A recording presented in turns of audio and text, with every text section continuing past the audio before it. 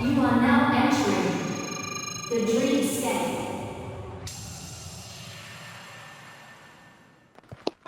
Oh my god, we're gonna talk about Arcane, man. We don't have to. I'm putting the topics in. All right, so hold up. I gotta shut you down on that shit. Shut the fuck up. Who? Quit bitch. No, Ed always bitching about Arcane. Bro, I don't fuck with no League of Legends. I just don't fuck I don't with fuck it. with no League. You didn't even watch episode. You didn't watch ugly. episode 1. It looks like an what the ugly fuck are you show. talking about? It looks ugly. Ugly, bitch. You look It's ugly. one of the best looking shows they've made on Netflix. And you're talking about it looks ugly? Arcane is fucking fire. Nigga's out of his mind. Go drink some toilet water, bitch. I don't know. I like George Lopez. You know, like I don't give a fuck. Quit sleeping on Arcane. You actually watch Arcane? Arcane's fire. Yeah, I do. Yeah. Oh, I did not know y'all watched Arcane. My bad. Have you seen it? Nigga, I play League of Legends. Yes, I've seen it. Yeah. Sometimes you be doing different things. I play League of Legends regular, like not even regularly now, but like yeah, enough That that being like said, I have not watched Act 3 yet. I haven't seen The one that dropped I've seen yesterday. like episode 1 of season 2. Okay. I ain't got Netflix like that. Yeah, but everything's piratable though. So Y'all say that, and I try and look for it, and I don't ever see anything. you want the link right now. yeah, drop that shit for him, Drop the please. link. the 1, 2, 3 movies. Nah, no 1, 2, 3 movies. Chill out, bro. Drop the link. Give me a second. You rushing me, eh? I am rushing you, bro. You hype up mid. I hype up mid? Yeah, I did say you were a good friend. I did say that. Something you should not be lying to these folks. I'll be looking at you like, bro, what are you talking about? I say, yeah, he's a good man. I be saying that shit. I hype up mid. You ain't wrong.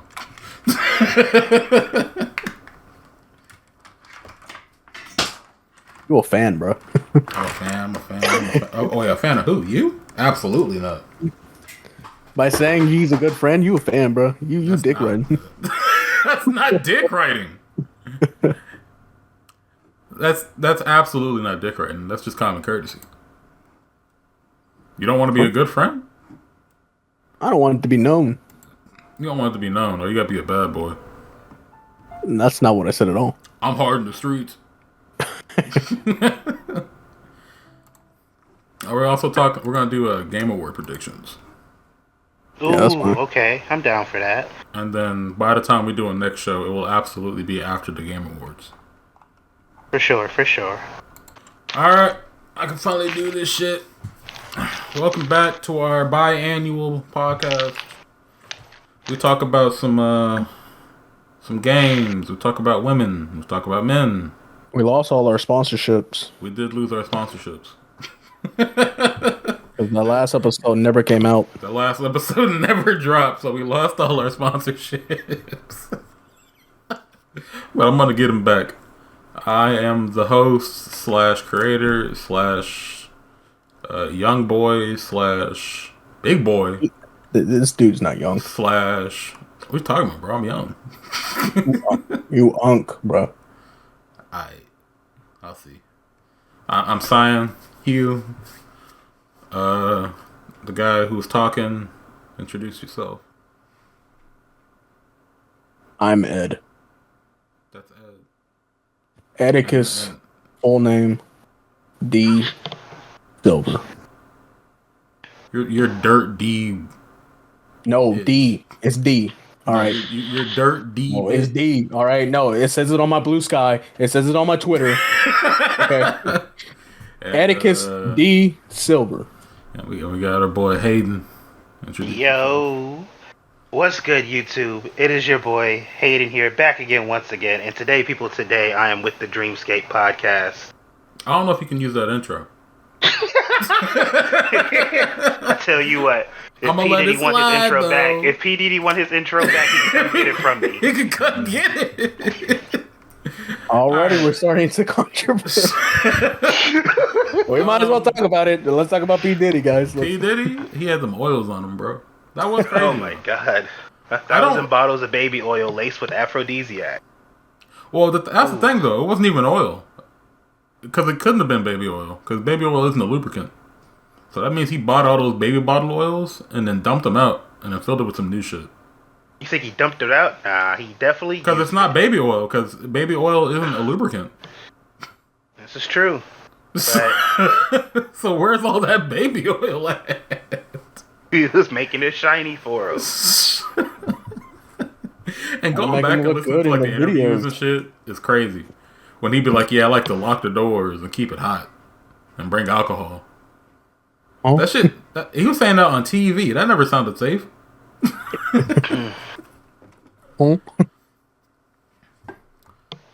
I think the most unfortunate thing about the whole P. Diddy thing, though, is we won't see the trial.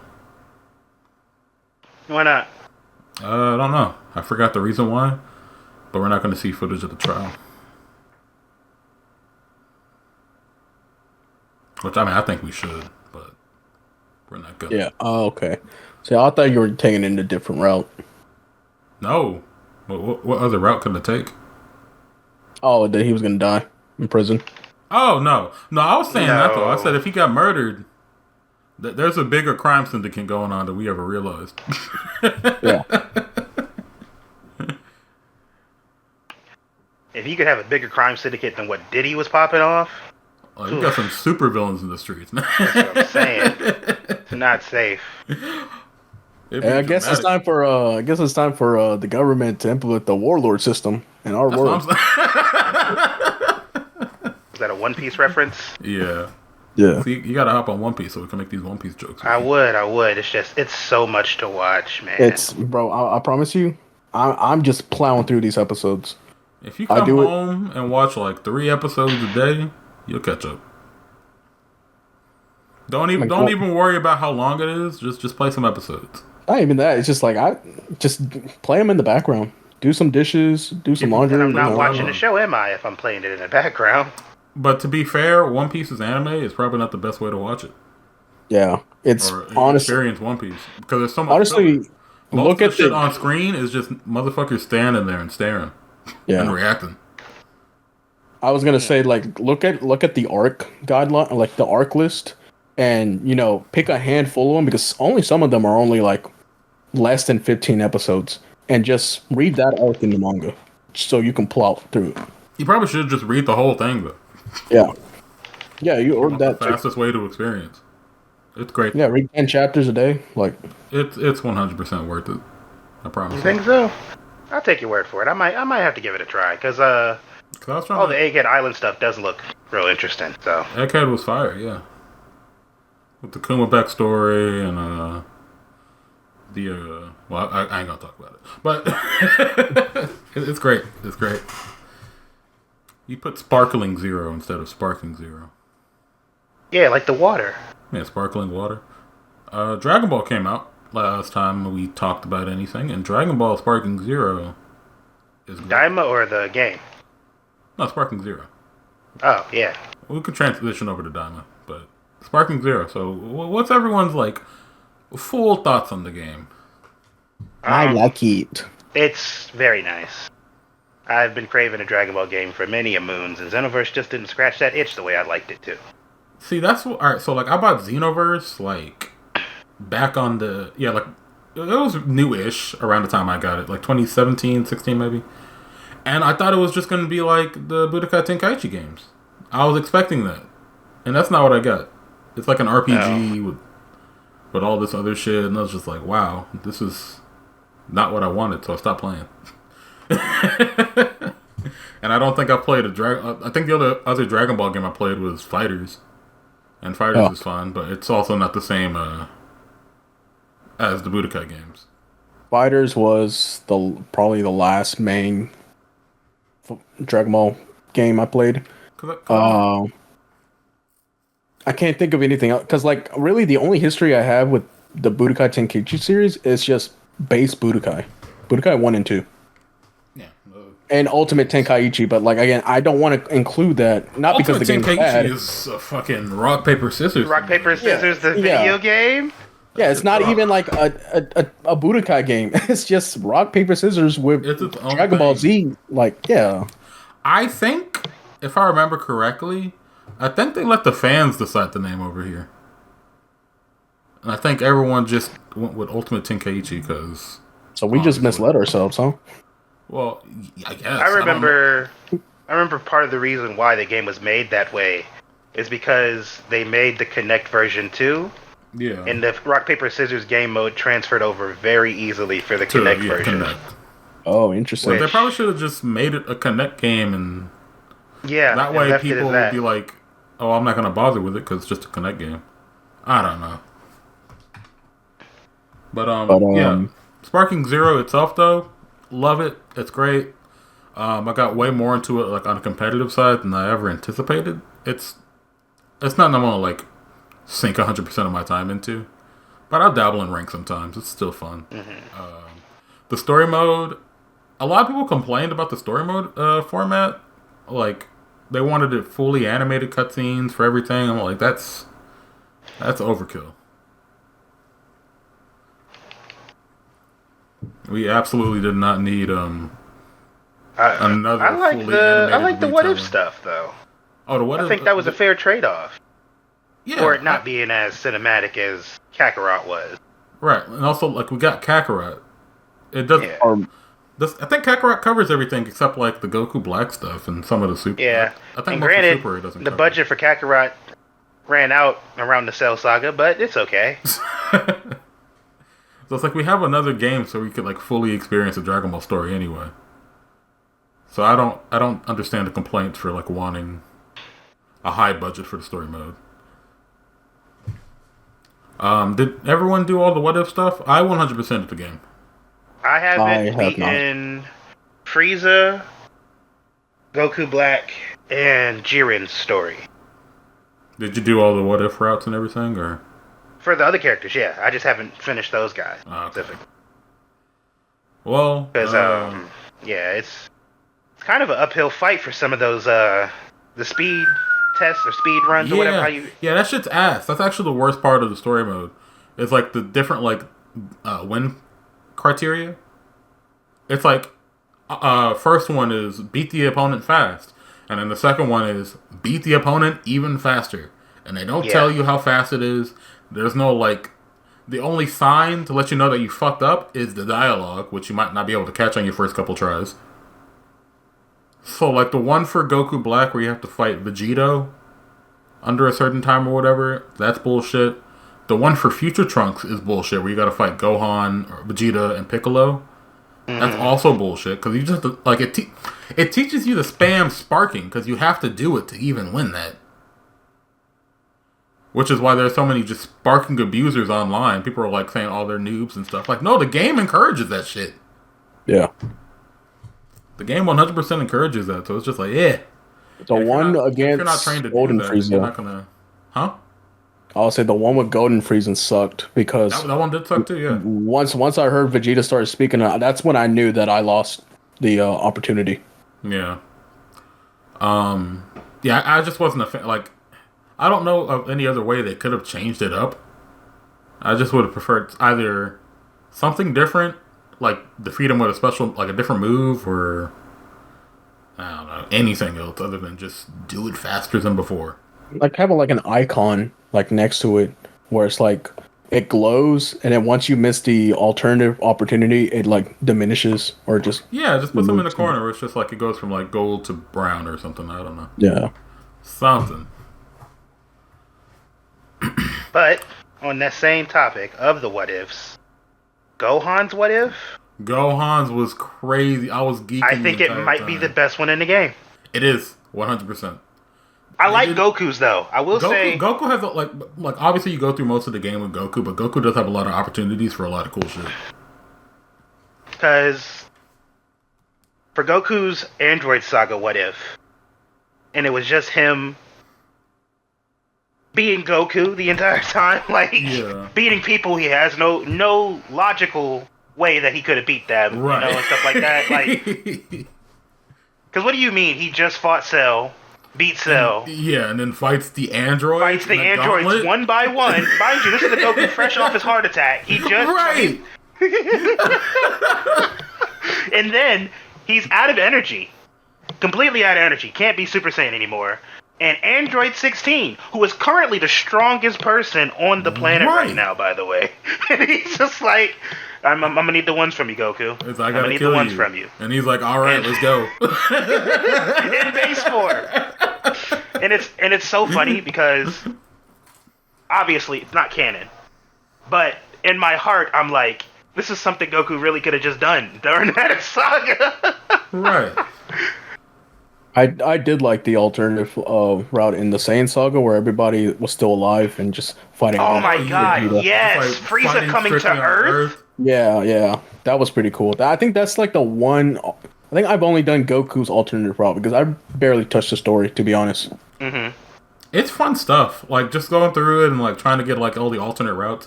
As annoying as they can be, it's still fun. Being like, alright, what happens now?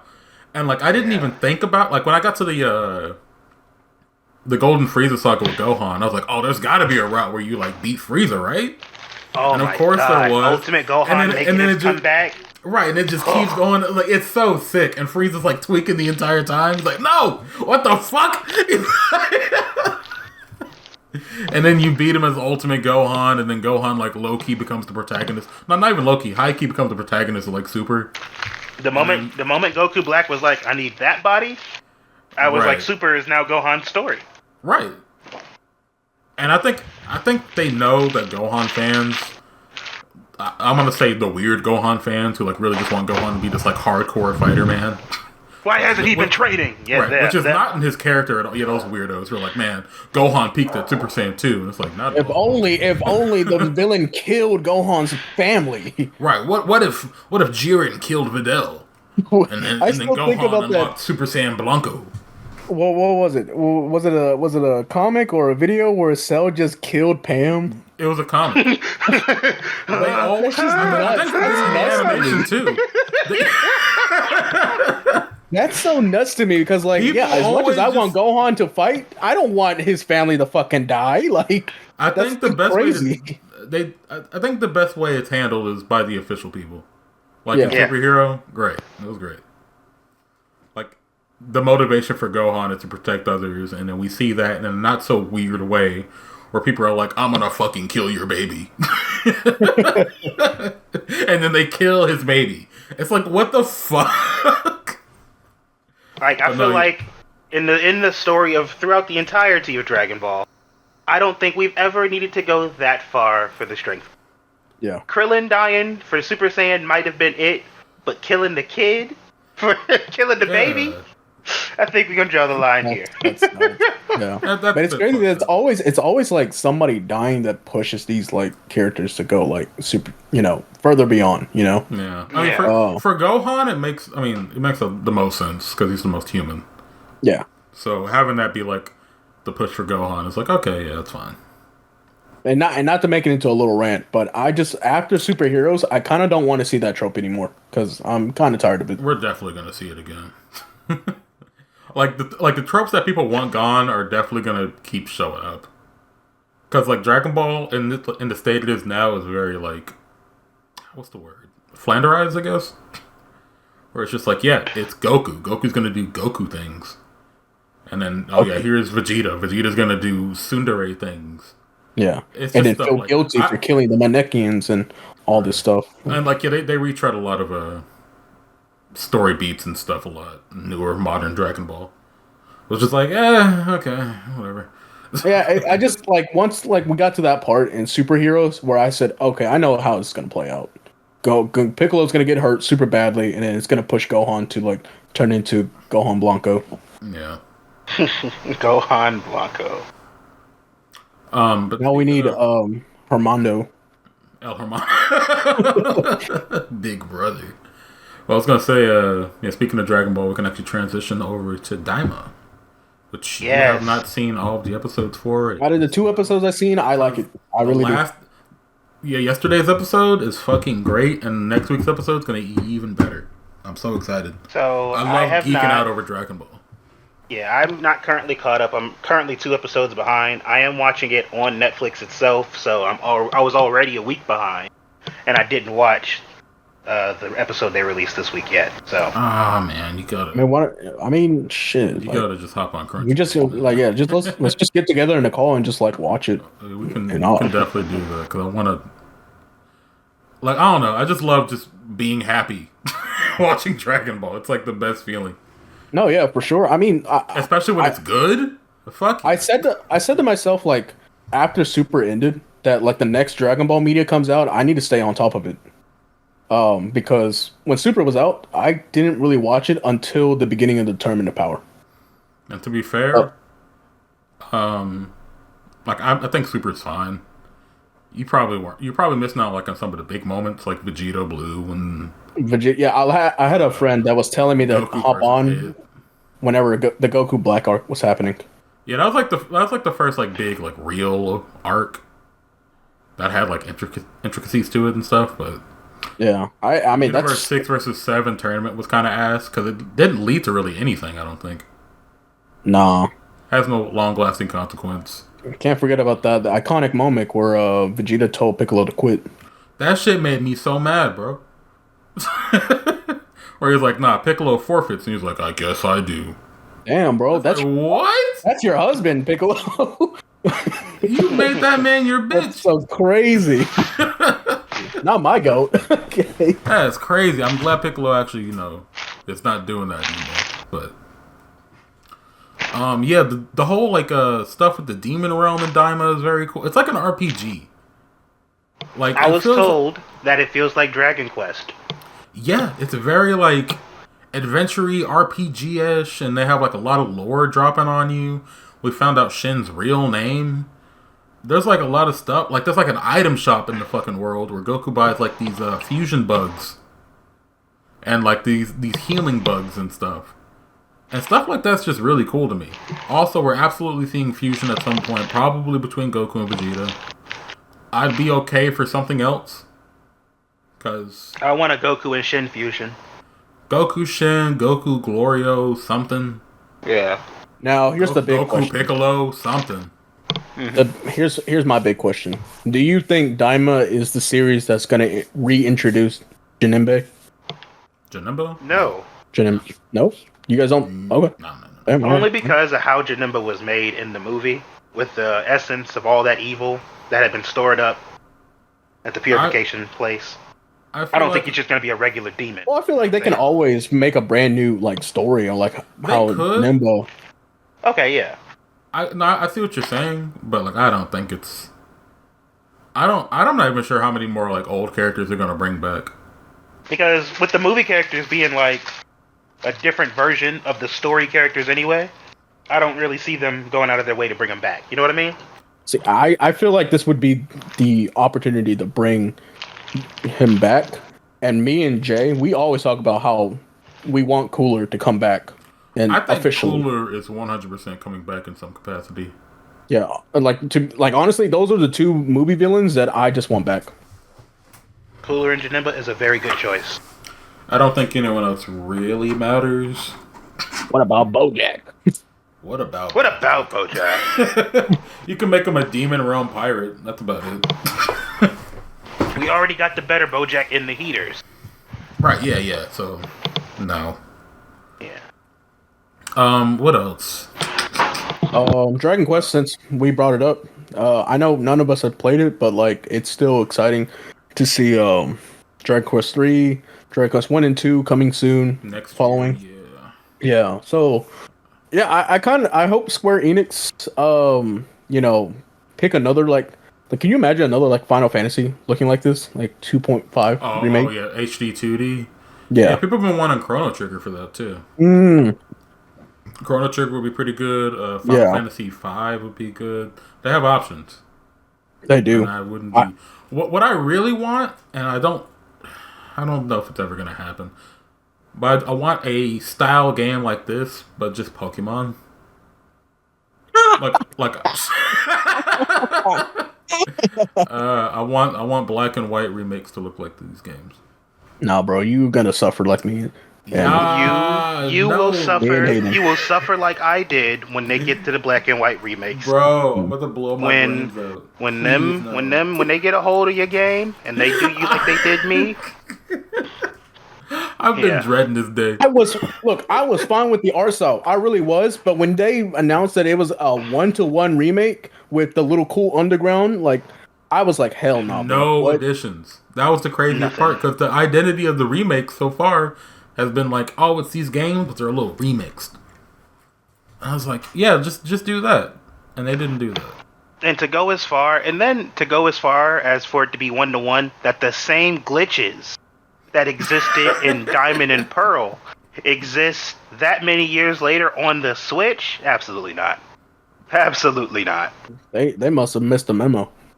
Yeah. I'm just praying because one of the black and white remakes due in like 4 years or something. They were supposed to be due in the past. One of those things do. I don't know. You know what? Maybe I might be in a good position because they're taking their time with AZ. We haven't even seen. Isn't that kind of crazy? You think it's by choice? You think it's by choice? I don't think it's by choice. I think it is by choice. It has to be. Do you think we're getting it? Because what time do you think we're getting a Switch game? When I think it's coming out? Yeah. I think it might be a little unorthodox and come out in like the summertime. I could have sworn they said early. Early summer? I want to say... Because what's the typical, like, reveal to, like, full trailer to release kind of... It's like 6 months, right? 6 months. Right. They reveal in the summer for the game that comes out that Christmas. Show me the Carfax. Because, like, we saw Legends Arceus, like, a whole year before, or maybe, like, 8 months before it dropped. And we got, like, an actual full gameplay trailer. We only got a teaser. And we don't know shit about this game. And I think it is by choice. We really don't know anything about Legends. We don't. And it's weird. This is, like, the longest gap of time where it's like, yeah, there's a Pokemon game coming out. And it's like, okay, we're going to see it? Oh. I think the only way it's not their choice is if Nintendo forced them to, like, push it back to coincide with Switch 2. And having that as a launch game would be nuts. It is. That would be nuts. I'm expecting a Mario, though.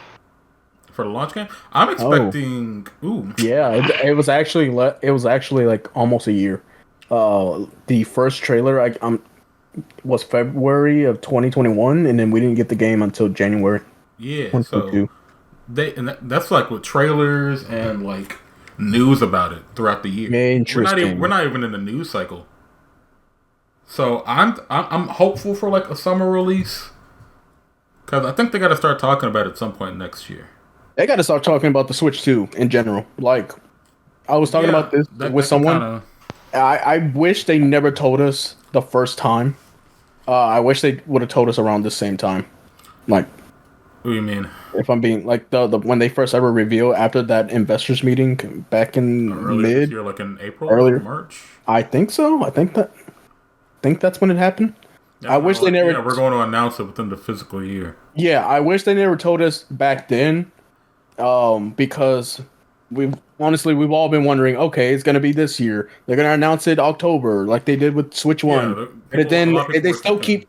Yeah, and with every new like Nintendo announcement, they always have to come the sideline being like, "Oh, by the way, we're not gonna release anything." They have announced everything but the Switch 2. They announced the goddamn clock. They announced the museum. Had a direct for the museum. They announced the music app. They had the music app. The Donkey Xenoblade Chronicles X, like Xenoblade Chronicles X. They have announced. They have gone out of their way to announce everything but a Switch 2. And it's just always at underneath like the initial tweet. It's like, oh, please be aware that there's no additional information about the Switch successor. I'm like, okay, bro, we get it. I wish you didn't tell us in the first place. You know, I think it's fine to tell us. I think they should have just said we'll announce it next year because there's no way they didn't fucking know they weren't going to announce it this year or not. Yeah, I at this point I'm just tired. I don't care when it's revealed. It's revealed. Have you guys seen the leaks for it? What it looks like? How much bigger it is? It's just like it's a bigger Switch. It's kind of what I think is ridiculous, honestly. Because when I was not expecting another handheld version of the Switch. Really? I did not see them committing to that. I saw them making a docked version of the Switch. I think that could be a variation, like later. Yeah. It's like a little more powerful. I just kind of think that they're gonna stick with this portable. I think they're locked in though forever. Yeah. Yeah. I don't know about forever, but I think they developed themselves into a game system. Well, the reason I feel that way is because like everybody owns a Switch. You know what I'm saying? The Switch is one of the most sold consoles to this day, right? They did good. They did their job, and they didn't have to make a bigger version of it. You know what I mean?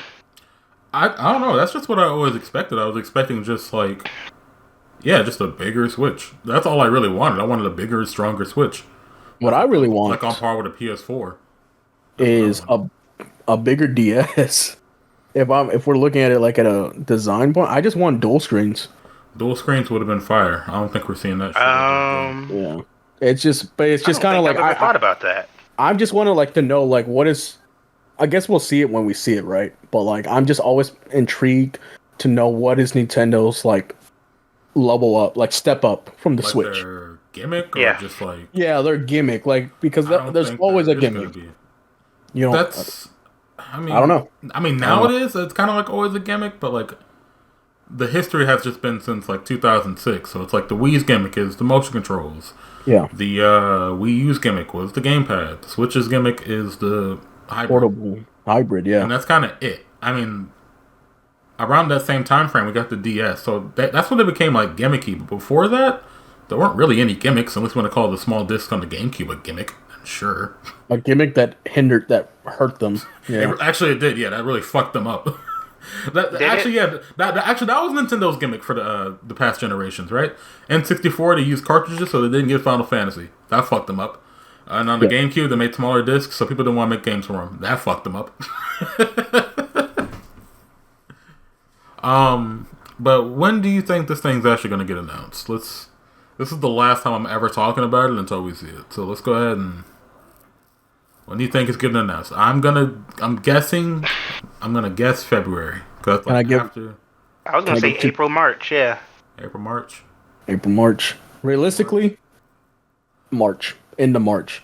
Optimistically, next month. I don't know. Optimistically, I don't see them announcing anything next. Nothing's happening next December, and they can literally break. They can literally break the entire internet by saying, "Oh yeah, by the way, here's the reveal trailer, guys." Since we ain't got really nothing popping for December, we might as well give you guys something. I'm gonna counteract that by saying they got the Switch bundles with the Mario Kart shit and the year plus subscription of Switch Online. They're not announcing anything for next month. They want to sell those bundles. They do. And I think ever since that bundle got announced, I thought like, oh yeah, it's not happening this year because they got to sell these for the holiday. That's what these are for. And announcing a Switch 2 while you have like a new holiday bundle is a bit absurd. And I think it's unprecedented. I don't think it quite is anything like that. It really is, and it's just like I wonder if like, well, I think we had this conversation, and I think it's really up to the retailers if they want to do it. Where when the Switch 2 comes out, and if you want to do some sort of trade-in value with your old Switch, maybe Nintendo will do something like that on their own website. But I don't know. Are you under the impression that everywhere works as like a GameStop? I was primarily talking about GameStop. I don't see your I was about to say I don't see your local Best Buy buying your Switch back in exchange for your Switch. No. I was primarily talking about the GameStop, like trading stores and stuff. Yeah, because you get $50 off your Switch 2. I'm saying February because when was the last Nintendo Direct? Like summer. Yeah, this year they actually gone off pattern. They skipped September. Yep. And it would be like almost 6 months with nothing. And they don't typically do anything in January. So like January or February, but I'm gonna guess February because I think it's a good sweet spot. And then they'll give us like a 6 month time frame to kind of lead us into the later half of the year, which sucks. It sucks. That's the reason why I want it revealed earlier. That way we can have like in spring or something. Because they have to. I don't say they have to, but they typically always have a 6 months to a year before release to give people time. So, but I'm locking in on February. And now we're going to do a prediction for what do you think a launch game will be? I'm thinking Pokemon. Hayden said Mario? Mario. I was expecting a Mario. 3D Mario or Mario? Oh, no 3D Mario. A new Odyssey. Okay. Yeah, I'm expecting a 3D Mario. 3D Mario. Well, have we had a lot of 3D Mario games? I want to know. Why do you think Pokemon? Pokemon? Just because of AZ's timeline. And if we get... Because in my brain, right, if we get a reveal in February... Isn't Pokemon Day in February too? Yeah. Yeah. I think if they reveal it like early February or something, and then they can be like, also, yes, Pokemon AZ is coming to Switch 2. It'll be better on Switch 2. And they can do like this weird cycle, and then they'll be like, alright, and it's a launch title. Boom, there you go. And I think that's kind of what they're going for. And I'm thinking Mario or something will be like later that holiday. Mario? Or... Mario anything. I think there's going to be... Something that Sakurai's been working on, and I don't think it's Smash. Yes, I've actually been convinced that it's probably not Smash. It could be I don't know. It could be another remastered. I'm here praying that it's Kid Icarus, or it could be a Kirby game that he's been working on. Are we due for another Kirby? Yeah, actually, Forgotten Land came out like what 3 or 4 years ago? Yeah, that was the last one, huh? Yeah. And then, well, I guess they did the remake of Lux, right? But like as a brand new Kirby game, I think Sakurai. I'm still not sure if it's Kirby, but if it is Kirby, it would make sense that Sakurai want to like spin back on Kirby real quick and be like, hey. What are the chances of a Smash Deluxe where they release it with all the DLC characters? Now, that's an interesting timeline because that would mean we would not get a new Smash this generation. I wouldn't expect a new one. I wouldn't. The reason why I wouldn't expect a new one is only because of how the roster went for the last one. You know what I mean? Yeah, I think like as much as I want like a Smash refresh, I don't need it, right? Mm-hmm. Like I don't need it right now. So I think that actually the best decision would be to be like, yeah, we got all these crazy characters in here that no one ever thought we'd ever get. So let's just like keep that, renew the licenses or whatever, however third-party characters go. Yeah. Let's just move that on to the next game and then add in like another, 10 fighters or something throughout the generation of the Switch. And it also like the game is backwards compatible with Switch 2, like physically and digitally. So, I can definitely see them just having Smash Ultimate to just be on the 2 generation of the Switch. Mm-hmm. Yeah, and it could be like a thing where like, we have like a new separate version that you could buy. Or you can plug in your old Smash and then there's like a system update. That, like when you put a PS4 game in a PS5. Yeah. Like you can just get an enhanced version that'll cost like $10 or something. Yeah. And I know I'm sounding a little greedy. But probably every other 2 years, I'll probably want a Fighter's Pass. I think that would make the most sense. With more characters? More characters. I would think realistically, right? Because Smash DLC lasted, about like 2 years? 3 years? Mm-hmm. I think they could probably stretch it out over the course of like the entire lifespan of the Switch 2. Do like, here's like a 4-character pass, 4-character pass, 4-character pass. Honestly, I want them to reach like 100 characters. I want them to reach like 100 characters and just cap that off. That'd be like the end of an era for Smash. Yeah, I don't think there's anything wrong with that. That'd be like the end of an era, and then the next Smash game would be like a completely brand new thing, like refreshed systems and character movesets and stuff like that. I think that's the best timeline because we don't need a brand new one. Yeah, we do need a brand new Mario Kart though, and I'm hoping I'm actually hoping that it's a Mario Kart for the holiday instead of 3D Mario. Am I crazy for that? I don't think you're crazy. It's just that I do believe within the first year of the Switch 2, we are going to get a Mario Kart. But You'd be wrong, seeing as how they were releasing DLC for Mario Kart this year. No, did it end this year? Yeah, I think it ended this year. Well, next year would be the time frame. I'm not And it would have been a year. It would have been maybe. a year, over a year by the time DLC ended. And I think they were... Because also those DLC tracks in Mario Kart didn't look great. They seemed kind of low effort. So, I don't think... No, they're fun. They're absolutely fun. But they are like... They don't have any of that like original base Mario Kart 8 style and polish. Mm-hmm. They're very basic tracks from Mario Kart Tour. I need I also think Kirby to be in the next Mario Kart. That's what I'm saying. I think they could take this time, or take the time they had, to develop a brand new Mario Kart, and it's like super fresh, and new gimmick and all that stuff, and that's what I want. I want that before a new 3D Mario, because we've been playing Mario Kart 8 since 2014. What was the last wave? Wave 6? I think so. Okay, Wave 6 actually released November of last year. Yeah. Oh. It's been long. I thought it was this year. I guess I might have confused myself. The time we played Mario Kart, thinking that was the last wave. Yeah. But yeah, I think that's good on Switch 2 stuff. Next time we talk about it will be when we have seen it. I'm tired of talking about it. I guess we can talk about our manga's ending. Yeah. Let's talk Sorcerer about fight ended. Sorcerer fight ended. And My Hero ended. Jujutsu Kaisen. My Hero ended. Oh boy. And I still to this day have not read the final chapter. Of My Hero or JJK?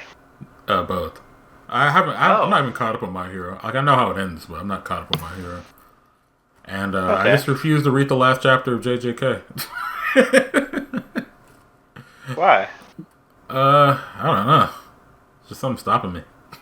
Oh, okay. I feel like I'm just not gonna like it. I don't think it was any worse than the My Hero ending. Which people were freaking out about the My Hero. People were, and as a My Hero fan, I completely understood. People were absolutely not a fan of the ending. It needed to grow on them. Like most animes, the fan base has a certain idea of how something should end, versus what the mangaka's thought process was in making their own show or manga, obviously. But also, in some cases, those mangaka don't get a chance to even like fully flesh out their endings. Like when we found out JJK was ending, it was very abrupt. It felt like the story wasn't like obviously the story was going to conclude, but it didn't feel like it was going at the pace that he wanted it to. Didn't he announce that it was ending a week after My Hero ended? I think so. He was like, I think I got like 6 chapters left. Yeah, and we were halfway through Sukuna's fight. Everyone, the entire time, everyone's like, how is he going to end this in like 6 chapters? And I think what happens is that it's just like, well, we got to fill something else in your slot. Like, when are you ending this? And he's like, well, I could probably wrap it up in about 6 to 8 chapters. And he's like, all right, cool. End it then. And they're like, okay. So now they're in a tough spot to where they're just like, all right, now I got to figure this shit out. And I don't think My Hero had that issue, though. I think My Hero absolutely ended the way that Horikoshi wanted it to end. And while it absolutely ended the way he wanted it to end, but there was so much room for him to do more, that it feels like he was just tired. You know what I mean? Oh yeah, bro was petering out towards the end of that story. Yeah. Like I think like a year or so ago, you could just tell he was just like, fuck. Because I can happily say that they just announced that the volume is releasing, and it's got like 30 more pages. Oh, that's it. We got added to it. DLC. Hell yeah. we're gonna get that alternate Attack on Titan ending in My Hero. Oh, dude, can we? Okay, after this discussion. Yeah, but yeah. So as far as the My Hero ending, I'm not happy with Izuku losing his quirk fully, right? Right. Narratively, one for all and all for one. leaving at the same time, both just not existing anymore, makes perfect sense. From a fan of Izuku Midoriya, that is not a hero who deserves to lose his powers after having them for after 1 desperately year. desperately wanting it, mastering the fuck out of it, Yes. and then just losing it is kind of ass. And like some stories can pull that off, where it's just like, okay, we just gotta set you at 0, Full Metal Alchemist, where it like thematically makes sense, and narratively makes sense. It's like, oh, okay, of course, it had to go out like this. Yeah. But when other people try and do that for their stories, it just kind of falls flat, because it just feels like you're trying to do that thing where you just like go back to the beginning of it, and it's just like, for this story, it doesn't really work that great. I feel like putting my 2 cents in, because I'm not caught up in the slightest. I just think that if Deku really wants to be a hero, he should have just become a firefighter or a policeman and not a teacher. I am like even if you lost, attempting to reach my fist through my headset and punch it He wants to choke the shit out of I'm trying so hard. I disagree. Deku wanted to. I disagree so strongly. I don't see myself if I was in Deku's shoes and I still have the spirit of a hero. You're not Izuku Midoriya. Listen, if you were Midoriya, I would have had shit done. I would have shit done. His shoes, then my hero world would have died. Midnight would have not died. I would have stepped in. Okay. Man said, "Nah, I'd win." Okay, okay. I don't know. I wouldn't see myself as a teacher. You're like folding yourself under muscular. I'm telling you that. There's no way. I would get. You gotta get crushed under muscular. I have to, bro. I strategize. All right. That's how I'm taking down Reddit. You think you're not taking down Reddit? I'm not falling for it. The number one masturbator isn't in the chat right now, so we don't even. I'm not falling for your tricks. I'm not falling for your tricks. Just give me the fruit of the fruit from the tree of might.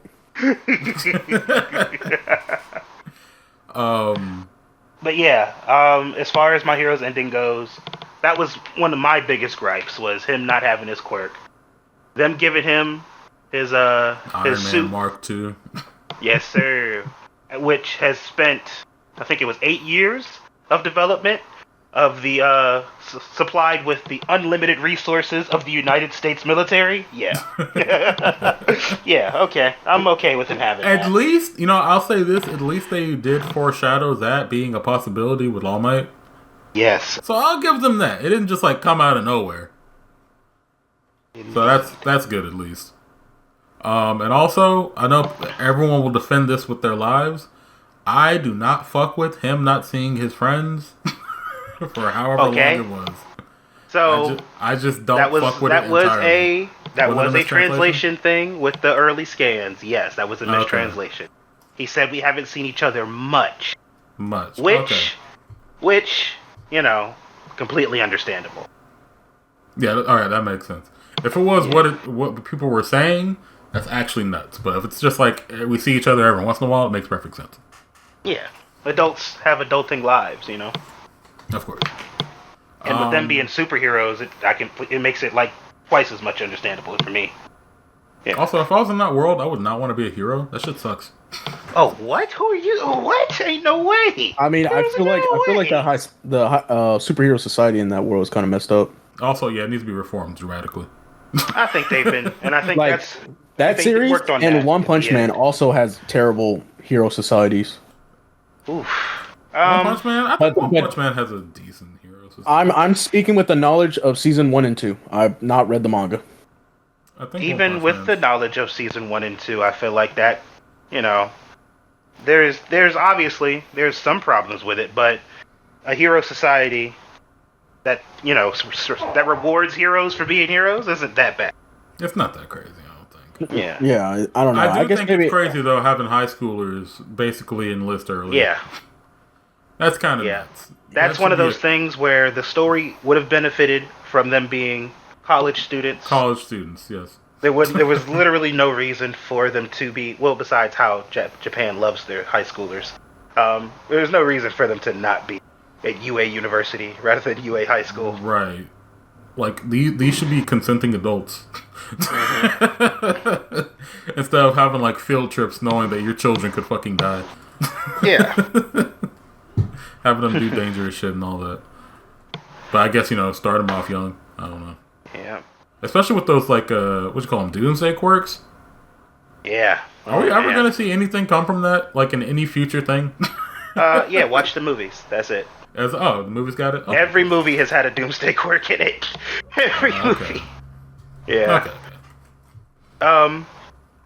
Speaking of doomsday scenarios and doomsday quirks, we can work our way back to JJK with how dramatic that ending was and where it was almost Armageddon after a certain someone got cut in half. It was just downhill from there. That shit was really just like it was just Sukuna running the gauntlet. Yeah. He was running the gauntlet. And it got boring after a while. And people were calling like people who said that crazy. I don't think it's crazy to say it was getting boring. Because it was weekly. It was Hero of the Week. It was Miguel showed up. Somebody just got beat. Somebody else pops up to stall, and then somebody else comes back. And it just works like that in the cycle. Pop up, That's what was boom, happening. pop up, boom. Like that should not have lasted as long as it did. If y'all don't jump this man, why are y'all trying to run the faithful one Sukuna? I'm tired. Yeah, I'm tired of these honorable fights in animes. Just fucking fuck. Which is crazy, right? Because JJK was known for jumping motherfuckers. Well, I don't think anybody really was running a 1-on-1 with Sukuna besides Gojo. It's just he was picking them off so quickly that it felt like a 1-on-1. Yeah. I mean, like I don't know. I just would have structured the story. Because Yuji was boxing Sukuna, which I would like to say. People make jokes about how Sukuna was fighting farmers and stuff in the Heian era because he was the strongest back then, and nobody could stand up to him ever. But like Sukuna has 4 arms, and I know Yuji Itadori is my Black Flash god, the guy with hands, but you got 4 arms, and you're losing to the guy with 2. I don't agree with that. He got 4 arms, 2 mouths, 4 eyes. About 8 feet tall. He was too invested into his curse techniques. He couldn't keep up with his physical training. Sukuna should have been balling in the Heian era, bro. Yes. What the fuck is he doing? Man was too focused on the cannibalism. He couldn't keep up. I think the fight overall was cool, especially when it gets animated and like what? Oh, for sure, it's gonna be beautiful. That's gonna be the topic of discussion every week. Oh yeah, every episode is gonna be all in everybody's face. It's gonna be a paper, especially Sukuna versus Gojo. That's gonna be a pay-per-view event. Oh man, has that not been animated yet? Yeah. No. That's so late. Gojo just got sealed. I don't know, man. I don't. Gojo just got sealed in the anime, so we got a good bit of ways to go before, But as far as the fight's going, absolutely, it's gonna be great. It's gonna look amazing. I cannot wait to see how they animate Yuji's domain expansion. Oh, that too. That was actually hilarious to me. I don't know about y'all. That was like hilarious. The face Sukuna made when he realized what was going on was great. And I think it's funny because that technique alone elevated Yuji, which I think he was already top 5 after, Sukuna and Gojo died. But it definitely cements his place in top 5.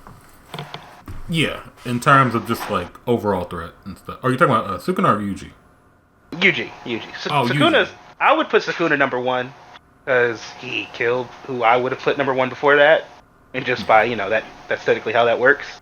But some people make an argument that that's not fair and you shouldn't do that because look at what it had to do that. I don't know. But obviously, if overall it'd be Sukuna, Gojo, Yuta, Kenjaku, and whoever else you want to put in for 5th after that. Because I'm not sure I would think for sure if Yuji could beat Kenjaku in a fair fight, a 1-on-1. It'd be fun to see. Yeah, Kenjaku had to get taken out by Looney Tunes antics. That was funny. That's gonna be fun seeing animated too. See, like, alright, so my relationship with JJK is kind of like weird because it's like I'm not in love with the series or anything, but it is entertaining. Like from just like a spectacle, it's just like, oh, this is cool. This is some cool shit going on. I agree. Do I think it's like the best narrative ever? No. Do I love any of the characters individually? Not really. But I do think it's a nice spectacle. And it earned its spot, and people who call it trash couldn't write a better story. Alright, That's sick. Yeah, those motherfuckers could not get in the Shonen Jump. As much as they like to call JJK trash, their best work wouldn't even get looked at. Damn. Damn. You believe that? I do believe that. I believe some people who are like trying to be like heavy analytical on some of these like Shonen Jump stories, like My Hero and JJK, and swear they could like do better. It's always them. They couldn't. Those annoying ass dudes. Yeah, and it's always fun to see their heavily opinionated ideas on how the story should have went. Right, and I don't listen. The only thing I'll story correct is Ruby, because I think that is so easy to story correct. Yeah, and I do believe I could do a better job than Ruby narratively. Well, speaking of Ruby, I don't think we've ever discussed this. Huh? I was saying. Oh wait, what did Hayden say? Yeah, I said the bar is not very high for story correcting for Ruby. It's not. That's the only series I'll confident be like, this is how you could have done this better. Yeah. But like for stuff like JJK and My Hero and stuff, like you know how hard it is to get in the Shonen Jump and last a year. And it's fun because it's so true because you can see that the authors of Shonen Jump, when they put their spin-off ideas in the Shonen Jump, like Horikoshi made Zip Man, which was like a superhero story spin-off, or not even a spin-off. It was just like an entirely different type of superhero story. It got like 7 issues, and they were like, "Get that out of here." It's like, and I really liked it. Or Red Hood lasted 3 volumes. Oh yeah, I forgot about that one. That got ass. Then and do you remember that one manga we read like last holiday? We were like skimming over chapter 1, and we're like, "This shit's ass. It's gonna flop." Which what was the premise? I wish I remembered. Oh wait! Was it the one where like they were into like some sort of shadow realm, or it was like a high school thing, and and like I know what you're talking about. Just to go on a side tangent, my biggest gripe with a lot of stories is like, why is it taking place in high school, and what's the significance of this? That should tell you something. If we don't remember the premise, then it probably flopped. That's right. Yeah, that shit flopped after like I think like 10 chapters or something. Probably not even. Like I mean, that's my ignorance, but like I hope bro does well. But like I just don't remember. Yeah. But yeah, we gotta stop like having these like high school premises with no reason for it to be in high school. Yeah. You know, look at Kaiju 8. Right. Imagine if they put those guys in the high school. That wouldn't even be half as good. Right. Like some things just ain't gotta take place in the high school. Like My Hero that's fine. Could have been a college, but it makes sense for the premise or the setting to be in school. If your story relies on a school being involved, completely understandable. But if you I think JJK probably could have benefited from not dealing with a school because the school thing is so irrelevant. Honestly, I forgot that they went to school. They had one tournament arc. Yeah, JJK. JJK could have just benefited from not dealing with schools. I thought they just, I mean, they went to a school to learn, jujutsu sorcery, but like, I didn't think of it like that. Usually learn how to do sorcery by like watching movies. Yeah. Yeah. It was just like an academy, like an academy, not a traditional school type. That's just like, what's the point of this? I'm trying to think of another example. I think it's just easier for a shonen genres. It's easier to write in school. Yeah, it's easier, but it's also just lazier because now I have to have a reason for all these characters to interact. Just come up with a better reason. Anyway, when's the story going to take place in a daycare? Rugrats. Man wants to watch the Total Drama Island remake with their kids. Oh, hell no. What's that even called? I think it's just total drama rama. Oh yeah, that's it. Something's good. I'm gonna skim past these next few things. Dandadan's great. Everyone likes Dandadan. Ed doesn't like Dandadan because he's a hater. I never said anything. I just haven't watched it. He says Dandadan's booty but garbage. That's potentially I did say that, but like I didn't really say that. Hayden, how do you feel about Dandadan? So when the manga came out, I read chapter 1. I was like, this is weird. Never picked it up. Never picked it up again. Oh, like, this is not my cup of tea. I don't care for anything about this. It never thought to give it a chance. And then the anime came out, and the animation looked good enough that I was like, I can see where this is going.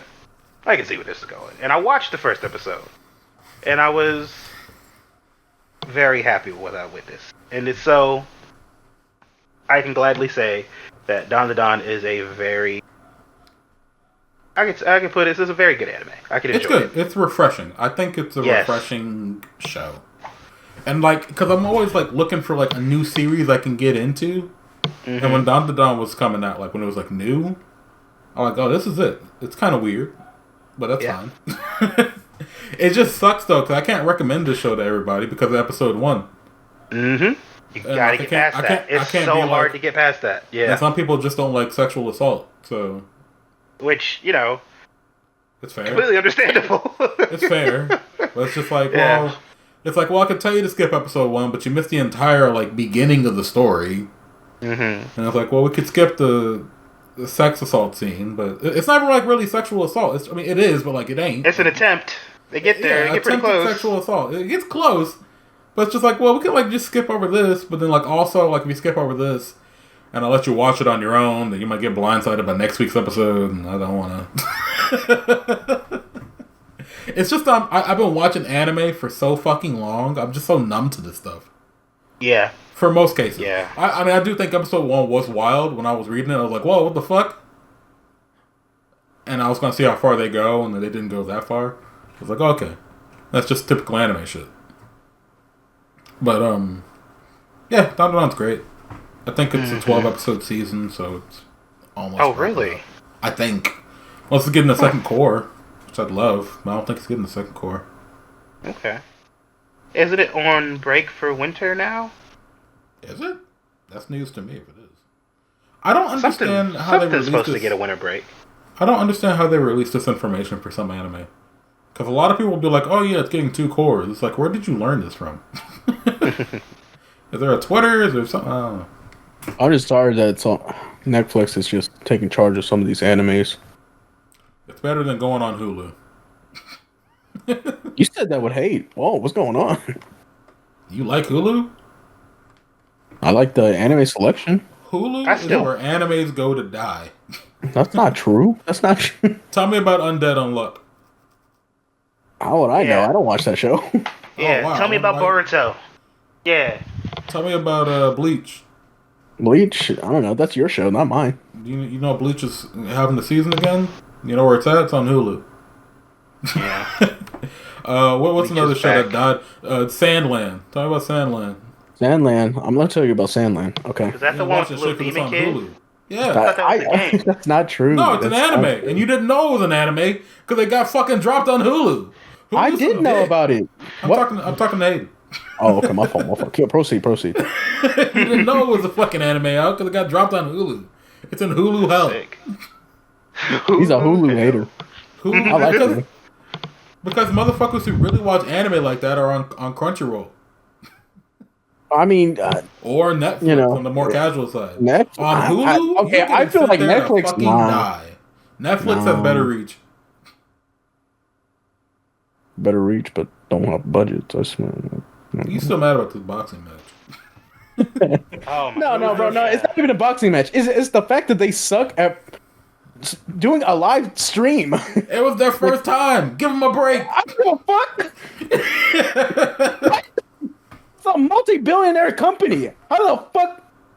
Give them a break, man. It was their first time. No, fuck them. They'll be ready next time, man. First of all, every year upcharging me and taking away my favorite shows. Go fuck yourself. Damn. That's crazy. No, I don't think it is. I still fuck with Netflix more than Hulu, though. And that's just how it's gonna be. All right, man. All right. Pokemon TCG. We gotta talk about that real quick. Yes, they dropped a really good app, and it got a lot of people back into it. Millions. This is my first time playing the TCG, and I love it. And I think I think a lot of people have had their fun collecting Pokemon cards at some point. And this is a nice way to get that feeling back. And also get your toes into the TCG world. Right. Yeah, it is. I think... I'll go ahead. I was just gonna say, I didn't anticipate getting sucked into it like I did. That was crazy. I was playing it for like an hour straight. Maybe even longer. I was just opening cards, going through my cards, learning how to battle. East wife. Huh? Have you guys done your event matches? I have not. I did maybe... I think I only won like 3 matches. I'm 16 and I was going to attempt to get to the 25 at least before the season's over. Mm. Yes. I think I did a little bit, but I didn't do event matches like count if you lose or you win? No, okay. They only count the wins. All right. Yeah, I think I'm 3 battles in.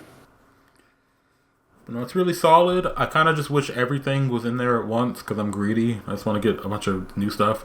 And I'm tired of running into Mewtwo decks. Yep. Running into a Mewtwo deck is kind of buns. Not a fan. Honestly, if I'm playing and they put down their EX turn 1, I usually just concede. Because, like, what do you... Like, especially if you have like, a half hand, what are you going to do? I just put down a Caterpie and you drop Zapdos EX. Right. And I'm going first. Yeah, it's okay. You got it. Or Pikachu. Pikachu is a low cost. I hate going first. I really do. Oh yeah. I think that's just everybody hates going first. It's just the disadvantage of going first and having to get energy last. I think, and I don't think they're probably never ever going to update these cards and balance patch them or whatever. No, but I think it's absurd that Pikachu has such a strong move and it only costs 2 energy. Yeah. I think 3 energy bare minimum. Nah, too much. I think 3 energy for that strong of a move? That move's nuts. It's because of the requirement. It requires backup. And you might not have a basic card in your hand at the time. I just think it's nuts. It is very much so nuts. Like, I get swept by this shit, bro. But, I think they're dropping an update next month, maybe, or January. So that'll be fun. Be sure to use all your points before they get disappeared forever. Yes, indeed. About to buy 2 Frogadiers right now. But what I was going to say earlier was, like, yeah, the app helped me get back into the real TGC, and I'd, like, been buying packs of the new expansion. It's pretty fun. That's good. I'm glad you're having a good time with it. Yeah, it's great. I haven't spent a dime on this game either. Yep. And I don't it's good to enjoy it for free. Almost swiped the second day. Actually, I take that back. I accidentally spent $10 because I got that like free trial thing for 2 weeks. And you didn't turn it off. And I forgot about it a day later. I was like, oh shit. So I did spend $10 on it. Man was opening his 3 packs a day and didn't think anything about it. No. It was around the time I stopped playing like every day. And I had stuff going on. Like, consistently. So I forgot about it. Yeah. But, yeah. Good game. But now we can talk about some more gaming stuff. Wrap up the show with the Game Awards. The Game Awards? Oh, wait. I feel like there was other things that happened other than the Game Awards. Yes, but I want this to be under 2 hours. So okay. Talk about the Game Awards. Fine, man. Wrap this shit up. Oh, yeah. Inside boys. So... We're gonna go through. Yeah, guys, look at my screen, please. We're gonna go through most of these categories and give quick little thoughts. Is everyone watching? Yeah, I'm looking. Also, everyone's gonna see who I voted for. Content Creator of the Year. Every year. I know less and less. The Queso is like the first person I've ever recognized on here. I just love that out of everybody, he has to put his background picture. With the Waffle House. Where is this dude? Yeah, there's always like 4 people who I just never heard of in my life, and then like some VTuber. So, content creator of the year. I can only hope, especially with what just happened this month with Kai Cenat, I can only hope he's at least second place for that, because he's not even nominated. What? He's not nominated. Oh, well, dang. I think it's because he says the N word. Oh, well. I actually have no clue. Are you not looking at my screen, or you got it pulled up on yours? Yeah, I had it pulled up on mine. Okay, yeah. I'm going in reverse. I'm going from content creator of the year because I don't care about any of the esports stuff. I don't follow it at all. But yeah, I voted Queso. Next, we got most anticipated game, which I just voted for the most objective one because it's gonna win, obviously.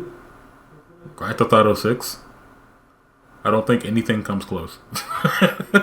Yeah, I mean, Sparking Zero, if it didn't exist, would have been close, but it's here now, so yeah. Yeah.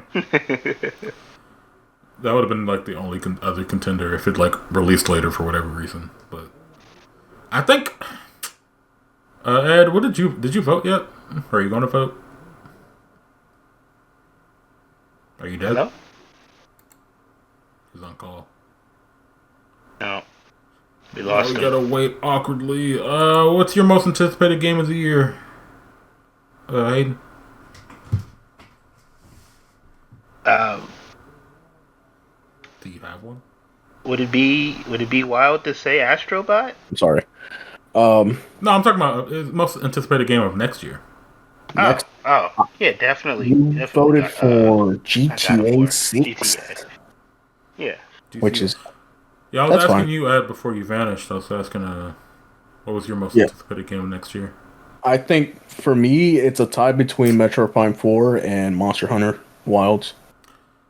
I think, because I said earlier I voted for like what's objectively going to win, but I actually think I am really curious in Grand Theft Auto 6 because it's going to be a crazy game. Oh yeah, it's Like it's going to be the game everyone's going to be playing. Like I don't play GTA like that, and I'm getting it. So I would say this, like for America, it would be GTA 6, and then for Japan, it's going to be Monster Hunter Wilds. If it ever splits up like that. But yeah, these are all very highly anticipated games. So Yeah, I'm also very excited for Grand Theft Auto, but Metroid Prime 4 and Monster Hunter, for me that's just like, okay, I'm focusing on them. right. I'm probably going to need to buy a PS5 Pro for this game. Unless you want to deck out your PC, I think this is going to need a PS5 Pro. Is GTA even like popular in other countries? Probably not. I don't know. I have no analytics to go off this. Yeah, I don't. I'm just. It also did get like 100 million views first day or something. I don't know. Oh, that's true. That's true. Yeah. You got crazy views. It's insanely popular. But best adaptation, I voted for the one I seen, and that's Arcane. I think Arcane is a stellar show, and I think any hate towards it is unwarranted. Because you know what they say, Hayden? People who don't like Krabby Patties have never tried one before. I like Fallout. Yeah, I agree. Fallout was really good. I didn't watch Fallout, but I was told people didn't like it when it came out, apparently. Really? That's what I remember.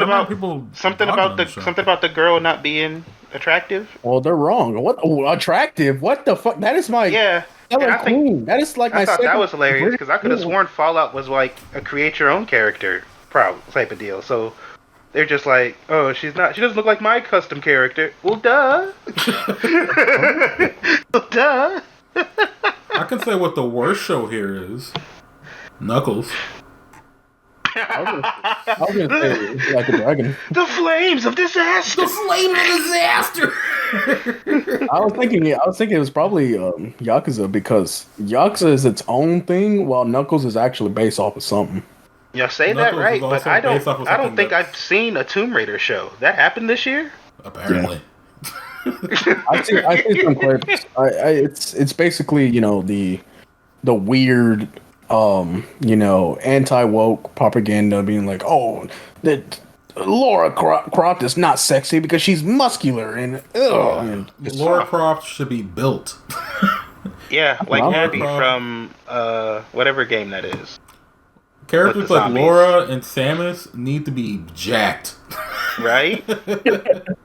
Like, no, Samus isn't this big titty, soft thigh woman. Samus is a warrior. She should be a 7 foot tall Futanari. What the fuck? What bro said? What? We're not gonna talk about it. We're gonna keep going on. Before we switch, I would say watch Fallout and then whenever come back to this website and change your vote. I won't. Best multiplayer. Hater. I voted for Mario Party Jamboree, even though I haven't played it. Every time I play Tekken when I go online, it makes me mad. Even though that's the point of the game. What do you guys think is actually going to win best multiplayer? It's kind of hard, honestly. Like I want to. Actually, I want to say. Yeah, but apparently it fell off the viewer count because the whole PlayStation Plus sign in kind of turned a lot of people off. I want to say Super Mario Party Jamboree, but I feel like realistically it's going to be Call of Duty. So, like, I played Helldivers 2, and that democracy was kind of hidden for that month when that game dropped. Because it crashed like Steam, didn't it? Or it crashed something, right? It was going crazy. It was on. It was going crazy. Even if it fell off, I still think. Yeah, its servers couldn't handle the amount of people that were on it. I remember. Yeah, the servers weren't working. That's what happened. Sweet, bro. I think Helldivers actually is going to take this one because it depends. Because because games that come out earlier in the year have it's a harder fight for them because obviously they do have a playing disadvantage. them. Yeah, and Super Mario Jamboree is fresh in people's mind. And it is Mario Party, and you can't really go wrong with Mario Party. Mm-hmm. And it has its own Battle Royale mode now, and that's insane. I'm gonna vote Mario Party anyway, but I do think Helldivers might take this one. I hope so. What was the other? I hope it doesn't go to Black Ops, and I don't expect it to go to Tekken 8. What were the other categories that I missed? Nothing. After the content creator. After content creator, when did you leave? I said I was going. I left. We did adaptation. You were here for adaptation. Oh, okay, I thought I thought there was other.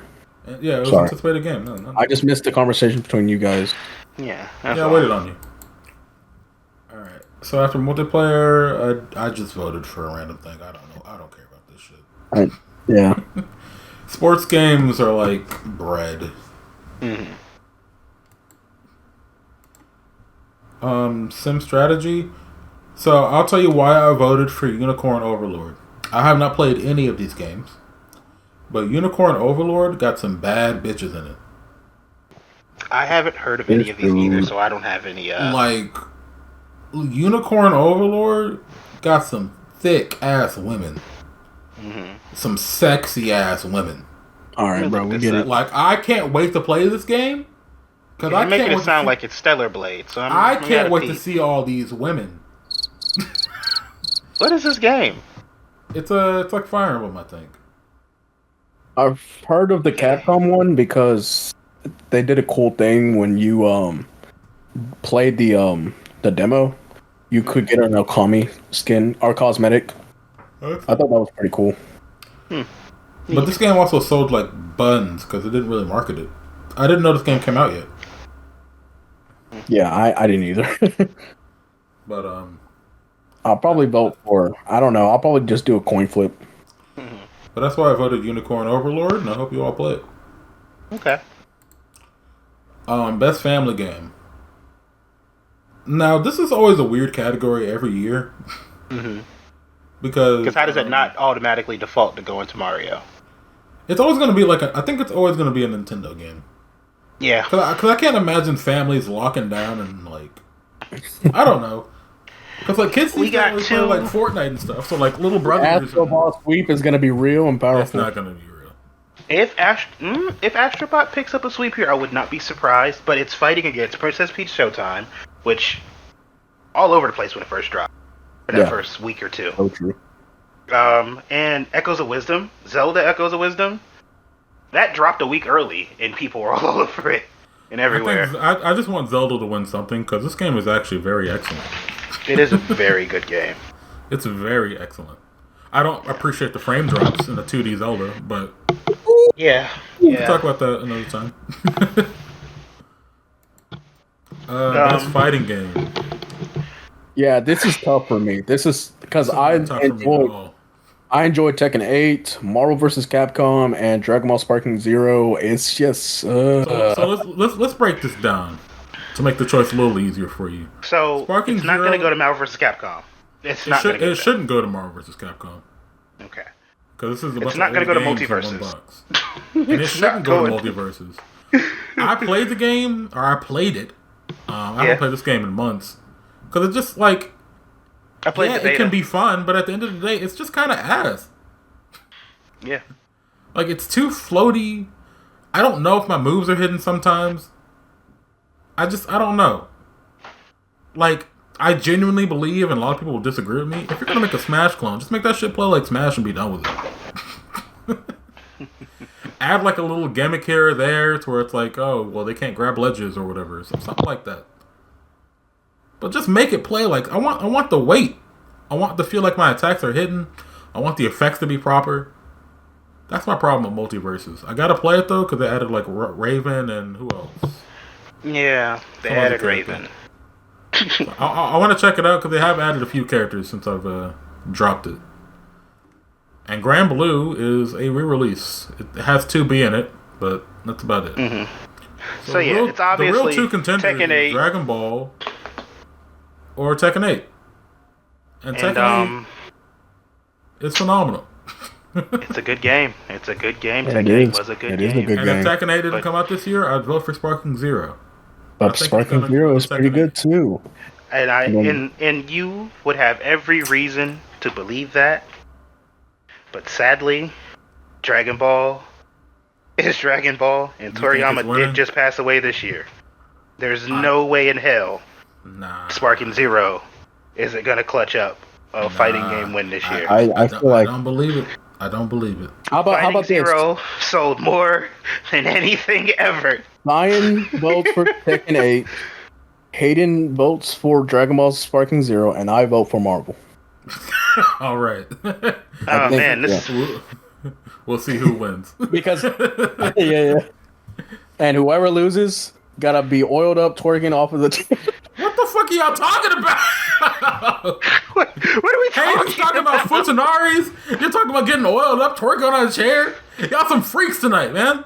That's why I don't do this damn podcast. Anyway, lock in, everybody. Oh my god, best RPG.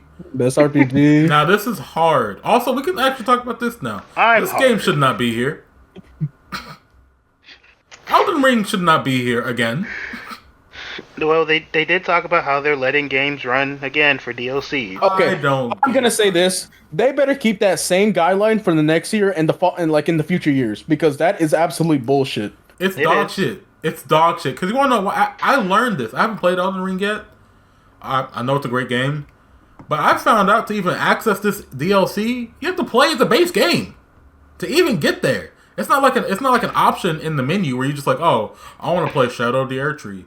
No, you have to play base Elden Ring for a while to even get to the DLC content. It's ridiculous. This is just Elden Ring again.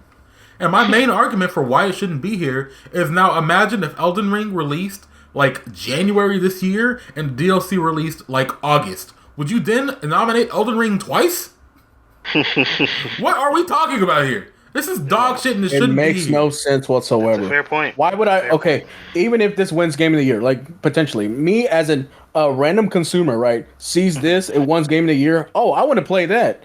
Oh, I gotta buy another game. I don't want that game. I want to play this game specifically. I gotta play 20 hours before I can get to the DLC that was nominated for Best RPG and Best and Game of the Year. And what if I don't like to do the prerequisites to access this DLC? Right, what you said is great, but I can't access this fucking DLC because it's not a standalone purchase. It's not a menu or an option in the menus. Like, what is this? This doesn't make any sense. I hate this decision. I do too. Anyway, Infinite Wealth winning. Not at all. It's gonna go to Metaphor. Metaphor or Final Fantasy Rebirth. Yeah. Actually, I don't think. Okay. This is actually really hard. I think it's between one of these three. I think it should be between one of these three. It's kind of, I don't know about Dragon's Dogma too, because a lot of people were excited for that game. People were excited for it, and no one really talked about it outside of a release. Yeah, which is crazy because it's supposedly one of another Capcom's hitters. Like, I could be wrong. It's just, I just know that a lot of people were excited for that game. What are we talking about? We're talking about Best RPG. Best RPG. Okay. Yeah. I think it's going to go to Metaphor, because I don't know if Metaphor is going to win Game of the Year. Mm-hmm. And I think it probably should win something, and I think it might win Best RPG. I think it should win Best RPG and Best Art Direction. Yeah, for sure. But I place my vote on Metaphor. Even though I think all these games are deserving to an extent. In the case of Elden Ring being nominated again. Best action adventure game, I gave that to Astrobot. That's gonna go to Astrobot. Because there's no universe where Astrobot wins Game of the Year.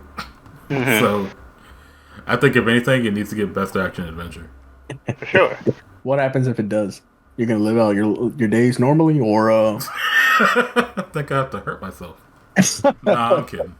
It'll just make me wish I could play Astrobot because I sold my PS5. So, I mean, well, what if someday next month I could get it? Oh man, that'd be crazy, right? Yeah, and then I'll hog the PlayStation 5 all to myself, and I say, "Scram, scram, get out, get out of here." Let's see. Now, Best Action Game. I forgot Stellar Blade came out this year, so I voted for Stellar Blade. Never played Stellar Blade. Now, if you want to know why I voted for Stellar Blade, I'll go ahead and tell you. This game got some nice, thick-ass women in it. Like some real hot, sexy Korean ladies. Okay, as somebody... Like, they got some real big boobies and booties. As somebody who did play Stellar Blade, right? It is a very... It's a very good way to introduce somebody to the Dark Souls style games. I heard it's very vanilla in its terms of gameplay and stuff. Yes, it is it's very smooth sailing. It's not hard. I'm not gonna say it's not hard because I got my ass beat a lot. But there's learning curves, and it feels good when you finally get around to getting as good as you can. I enjoyed it for when I played it, and but reasonably, I can't see it beating Wukong. Yeah, I think Wukong. I think y'all gassing up this goddamn monkey too much, bro. No Frieza. Come on, bro. I didn't play Wukong. But the gameplay that I did see for it, I completely understand why true Dark Souls lovers would be all over it. Yeah, I was some nights I would tune into Snark streams and just watch him play this game. It really is fun. It looks fun. And maybe I'll get it next month. I don't know. I've been really debating to get. Huh? No, I was just gonna say, y'all tell me when he starts jiggling his titties around and stuff.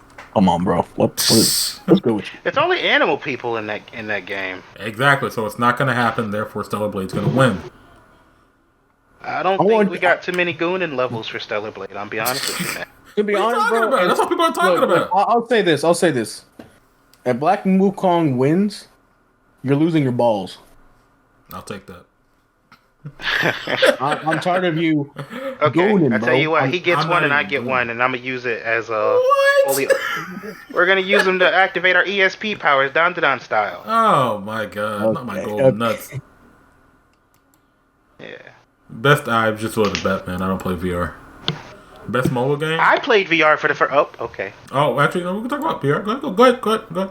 No, well, I just wanted to say I played VR for the first PlayStation VR for the first time this year. It was like last month.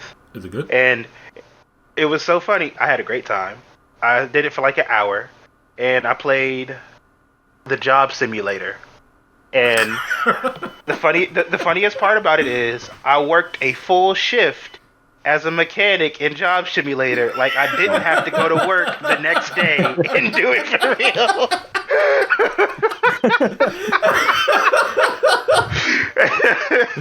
Oh. Yeah, it was just hilarious to me because I thought about it after I got finished. I was like, oh man, this is just my life. Now I gotta go to work tomorrow. That's funny. But yeah, so VR is pretty fun. I didn't play any of these games, obviously. So Right.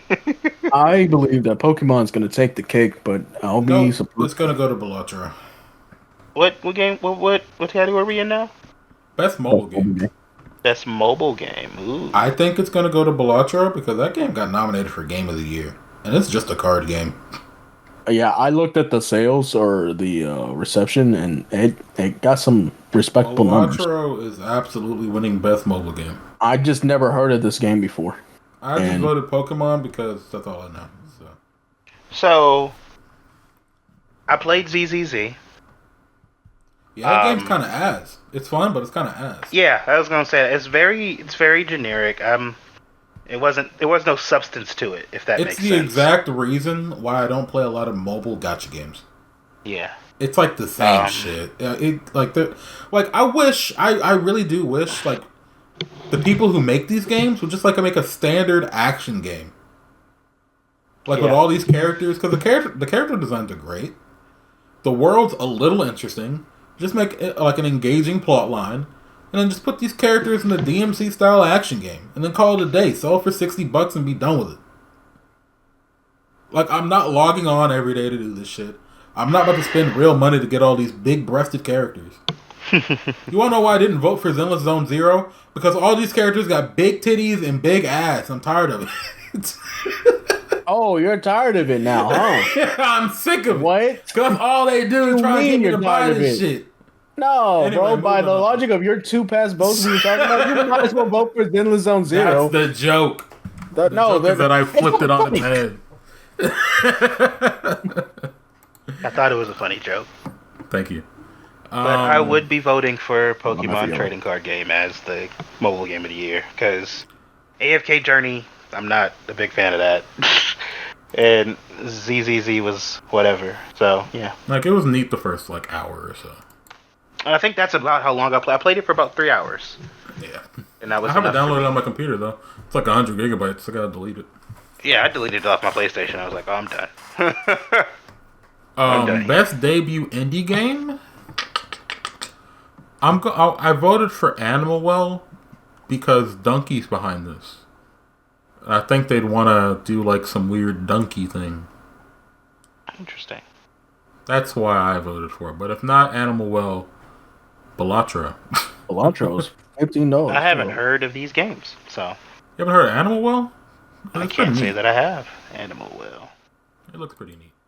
I'll probably try Balatro later tonight or tomorrow. Best independent game, which is kind of like the same last category. I voted for Balatro because I think everyone loves this game. Do you love it? One day. Do I love it? No, I never played it. Them putting Animal Well and Balatro back in this category makes me wonder. It's like damn near the same category. It's just best debut indie and then best indie. Yeah. A lot of these categories are kind of redundant. Best community support. I always vote Final Fantasy 14. I've never touched Final Fantasy 14 a day in my life, but I always vote for it.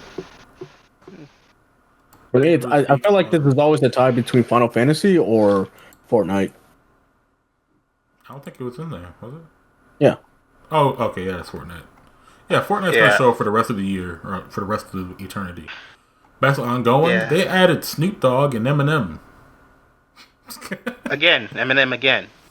Yeah, so just keep doing that, and I'll. And I think Destiny 2 finished this year, so I don't see people voting for that one. No.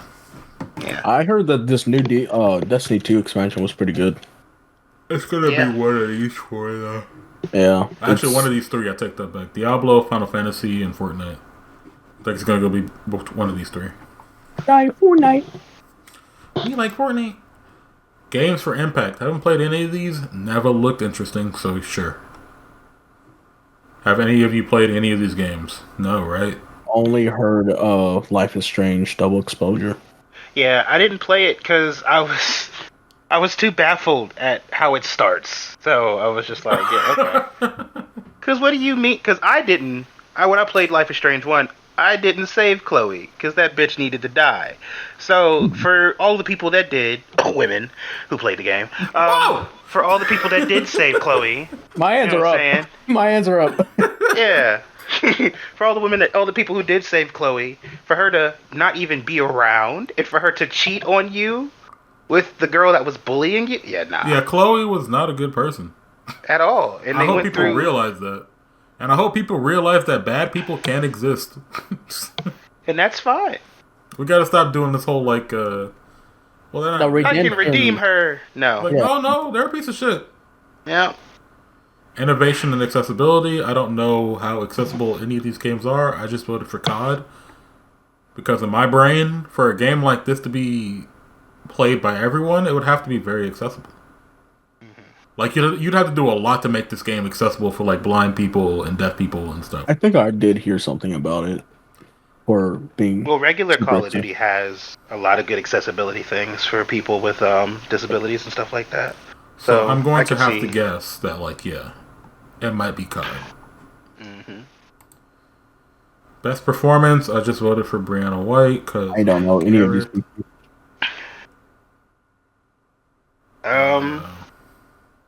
Yeah, that seems reasonable. I like Eric, so that's why I'm surprised. I mean, granted, these are all like best performance. These are all like story games and stuff like that. Yeah. But the voice acting in Helldivers 2, is it good? Yeah, democracy. Like it gets the blood flowing. That's for sure. Yeah. But I guess with it only being so many voice lines, I can't only do so much with it. And they weren't going to give Spider-Man, because Yuri Lowenthal's in that game, they weren't going to give him another chance to win. Now, I would have debated you on this, but last night when we found out about that song in one of the Call of Duty games, Black Ops 6 might have some bangers. I just haven't listened to all of them yet. Best audio design, I gave it to Black Ops, because this isn't best soundtrack, this is just best audio design. Mm-hmm, mm-hmm. Yeah. And I think for a shooter, it has to have some good-ass audio design. Okay. That's fair. So I gave it to COD. Now, best score and music, I gave that to Metaphor. So I didn't play Metaphor. Have you heard the battle theme for this game? I have not. I'll play it right now. This motherfucker be spitting. This song goes crazy. Can you hear it? Has it started already? Because if so, no. You can't hear it? No. What the hell? Oh, it's probably because I'm not watching your stream. Oh yeah, you gotta watch the stream. I guess audio design. I was thinking of his music. No, audio design is like the way like the sound effects and stuff work. Yeah. Oh well, I guess I still would lock in my vote for Black Ops. I mean, Let's hear this. I hear fine. I want to play this song.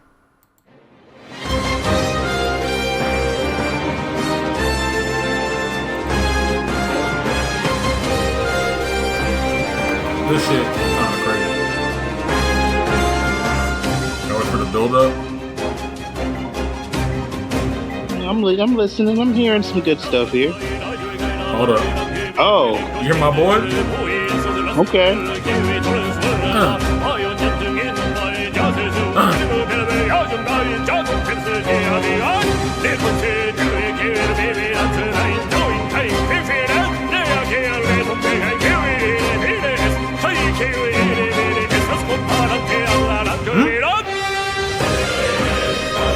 don't know what the fuck he was saying, but he was saying that shit. This part of the song reminds me of Fire Emblem 3 Houses. Yeah. This shit go crazy. This is just a regular ass battle thing. That shit's great. So yeah, okay. I think that. And there's another battle theme that I like that I don't remember the name of, so I can't find it for you, but I think it's great. So that's why I voted for Metaphor. Understandable. I enjoyed the Stellar Blade soundtrack, so I'll be voting for that. The stream's down. Oh, my bad. Doesn't mean to shut it down. I have not heard a single song in Final Fantasy Rebirth, so I'm sure it's fucking phenomenal. Yeah. Because the soundtrack in remake is great, so I'm sure it's even better in Rebirth. I just haven't played it, so I just got to go by what I know. So that's why I voted for Metaphor.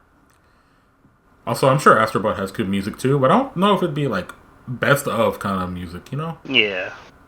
Couldn't imagine. But best art direction, no. Now, this is kind of a toss-up between, I think, all of these. Because Astrobot had wonderful. It looked amazing. It looks great. Wukong also has great art direction. Elden Ring also has great art direction. Like, Which is not fair.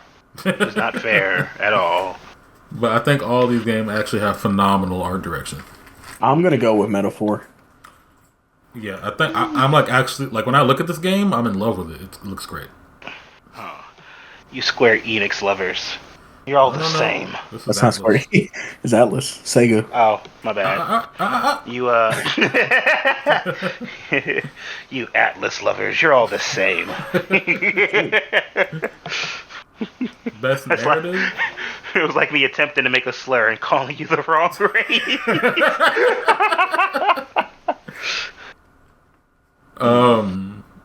Now for best narrative, I just voted Final Fantasy. Because I will be honest about Metaphor. While I do enjoy the gameplay, I think the gameplay is fun. This shit was hard to get through the first like 20 hours for me. Jesus Christ. Okay. Yeah, I didn't give a fuck about what was going on up until I met one character. Because like I would fall asleep. I would be so bored going through the story. I think it's picking up now.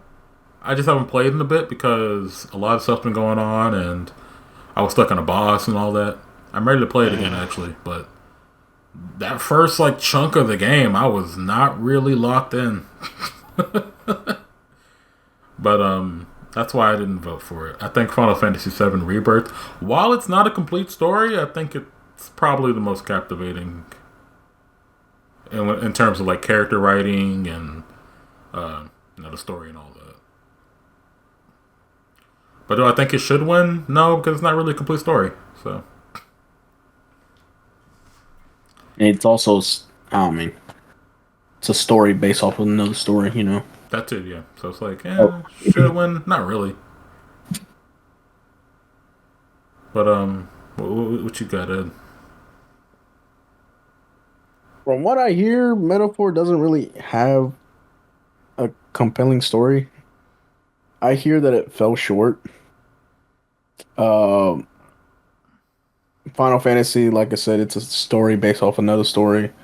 I heard Like a Dragon had some sad moments, like sad good moments, but I couldn't really give you a vote because it's kind of hard. That's fair. That's fair. And for me, it would just be another coin flip. Just whoever wins wins. Fair enough. Best game direction. Also another like kind of toss up because all these games are pretty well directed. But I just voted for Metaphor because it's the only game I had time with. Yep, understandable. And now Game of the Year. This is also I don't know if this is because I genuinely believe Black Myth Wukong is going to be the Spider-Man 2 this year. Where it's nominated for everything and then doesn't win a damn thing. That's crazy. Whether or not it's deserved or not, I don't really have a strong say in it. But I do think it's just going to be a repeat of that. Because like Spider-Man 2, everyone talked about it. Everyone loved it. Everyone was like, oh, this is definitely Game of the Year. And then didn't win nothing. But also, Black Myth also hit that Dark Souls crowd better. Or, I wouldn't say better, but it did hit them. It did resonate with them. So I'm willing to say it will probably win something. I don't think it's gonna be the Spider-Man. That whole Spider-Man 2 last year was just detrimental. Was weird, honestly. Like this thing didn't win a damn thing. Yeah, that was so detrimental.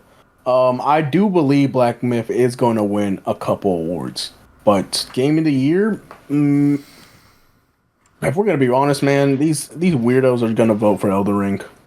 Yeah, I'm really not seeing with them opening for them to go out of their way to open it up to that possibility. I don't see them not voting for it. You know what I mean? It would just be very disappointing. Yeah, I mean, it was disappointing they let it be nominated. Right. When I think like in my eyes, the actually like true top 3 contenders is Astrobot, Final Fantasy, and Metaphor. Yeah, I think those are like the true top 3 contenders. Balatro is, I hear it's a great game. I don't know. Like, I don't think any indie games won Game of the Year. I just don't see it. I thought Balatro was the mobile game. I think it's on mobile, too. Yeah. Oh, okay. It's the card game thing you were talking about. Yeah. I don't see that winning Game of the Year. There's no way. No, I just don't see it. And I also don't see Astrobot really winning. It's cool that's here, but I don't see it winning really. It definitely deserved its spot as a nominee. Yeah, for sure. But I think 2021. This the last one? It Take-Two won Game of the Year. That's not indie though. That's EA. Is it not? I thought it was. No, I think it's by EA or something. Let's see. Oh, published by Electronic Arts. Okay. Yeah, that's definitely I thought they were indie. Did Celeste win a year though, or am I tripping? Okay. So from this website that I read off, Dragon Age. Okay, so Dragon Age Inquisition, The Witcher 3, Overwatch, Breath of the Wild, God of War, Sekiro, The Last of Us Part 2, It Takes Two, Elden Ring, and Baldur's Gate 3. Okay, so no. So I don't see Balatro winning at all. And I'll be surprised if either of these two. Well, I'll be surprised if this wins, and I'd be disappointed if this wins. Oh, hold up. Did I say about it? Oh, sorry. No, yeah, okay. I was just double checking myself. And especially if you're looking at it from the perspective of like wholly brand new original games, it's just these 3 games. Yeah. And I mean, I don't know. I guess just biased, but I think Metaphor probably. I just feel like Black Myth has that following that can probably push it to win Game of the Year, because we got to keep in mind this game was like teased back in 2020, and a lot of people were excited for it. They were anticipating this game, and it seems like they delivered on. People had fun with it. Delivered that fun gameplay. I don't know. It's kind of hard for me to say anything because I haven't personally played it. Right. So I'm just going off of word of mouth. I mean, it looks fun. I want to play it, and people were talking about it. Astrobot, when that came out, that was a lot of people's favorite at the time. Metaphor, it looks visually great. And then you have Final Fantasy VII. It's Final Fantasy VII. People are going to love it, obviously. But I feel like because it's a sequel, not a lot of people played it. I don't know. It's weird. Ultimately, I just don't want Elden Ring to win. I don't want it to win, but like looking at it objectively, right? Let's just say Elden Ring came out this year. These are all strong contenders. Yeah. These are all very strong contenders. And it's like the first time where it's like kind of really a toss-up. Because how Balatro could really sneak this shit. We don't know. It really is. Because I want to give my genuine opinions, but how can I give my genuine opinion when I have not played any of these games? So you got, and I'm just looking at word of mouth. Starts, so you can play all these games within a few weeks. It'll be easy. You can just stream them. It'll cost you a couple $100. Yeah, at the description of this video, there's going to be a donation link. I need you guys to send me money so I can buy these games. And it could be costing easy. This man said, "Check out my throne, please." My throne. Yeah, it's hard to give a genuine prediction for Game of the Year when I have not played any of these games. But when does it actually start? The Game Awards. The 12th. We don't know what's on. All right, so. Thanks again, everybody, for coming by our podcast. Thank you so much. We will be glad to welcome you all to the next one. Hold up. Yeah. Cut the tape! Cut the fucking tape! No. Cut the fucking tape! We'll be back Friday the 13th. We'll be back Friday the 13th. We're going to talk about this shit. We'll be back. We'll be back, all right? Nigga was like, I don't want it to be longer than 2 hours. Ain't it 3 at this point? No, it's 2. Fuck you.